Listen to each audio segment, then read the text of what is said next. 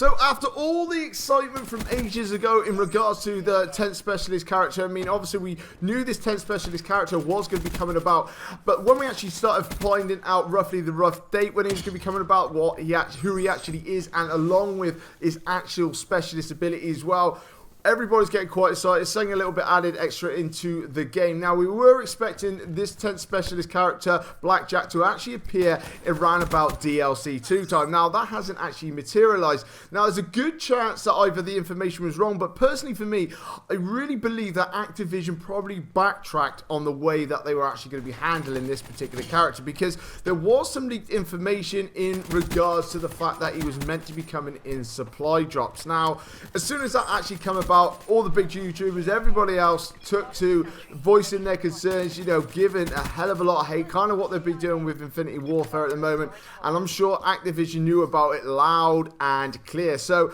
personally for me, I think they probably did backtrack, take it back, thought, what can we actually do to actually bring this 10th Specialist character in without, you know, per se just giving him away. So what they've actually done, as you've guys have already been hearing, that apparently he's going to be coming in contracts. Now, I find this a very, very interesting way to actually do it. Now, personally for me, I'm quite happy with this. I really, really am.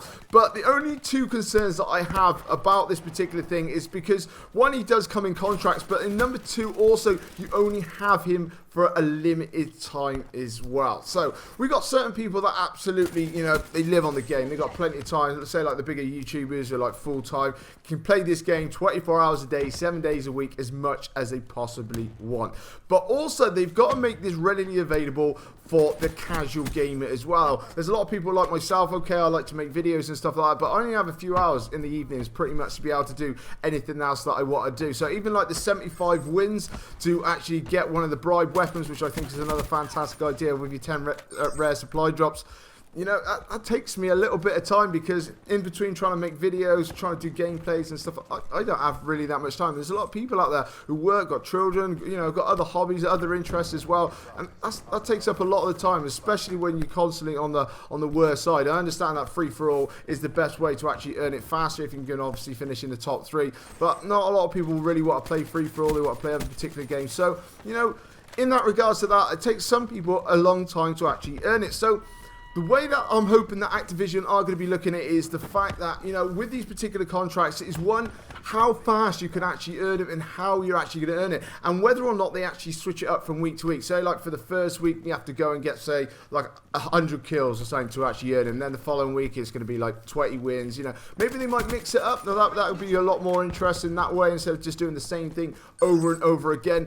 And then also, whatever time it takes to actually earn it, making sure that it's, you know, comfortable for, you know, the hardcore gamers as well as the casual gamers as well, who don't have that much time on it.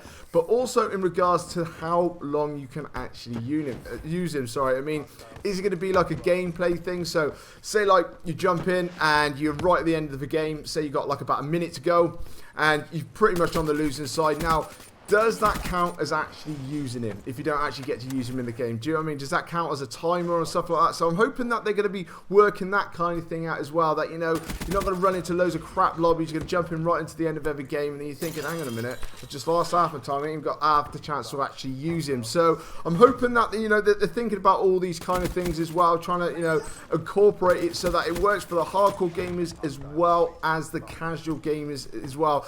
That's the only thing that does concern me. But for him to actually be in contracts, I think it's brilliant. It gives you something a little bit more to work towards. I'm not really interested in the camos or anything else anymore. It was alright back in the day because they didn't really add too much content, but there are always going to be new camos. There's always going to be new this, new that. Even when Infinity Warfare and Modern Warfare comes out, there's going to be more stuff added to Black Ops 3. So in regards to that, you're never ever going to get 100% complete, so it doesn't really interest me. But the fact that now you can actually earn weapons and you can actually earn a specialist character and his ability and stuff like that to use for a certain period of time is a very, very interesting to see, and it'd be very interesting to see what Activision are going to be bringing out into the future as well. So guys, let me know exactly what you're thinking about this, any concerns that you might have as well. If any of your concerns are on the same lines as me, be very interesting to see as well. So anyway guys, leave it all in the comment section below. It'd be absolutely amazing to hear from you. But coming up on my screen now is my subscribe button. Make sure you jump on that, guys, if you haven't already done so, and make sure you're smashing that like button and try and support my channel. This is Nearly Last, and I'll catch you later.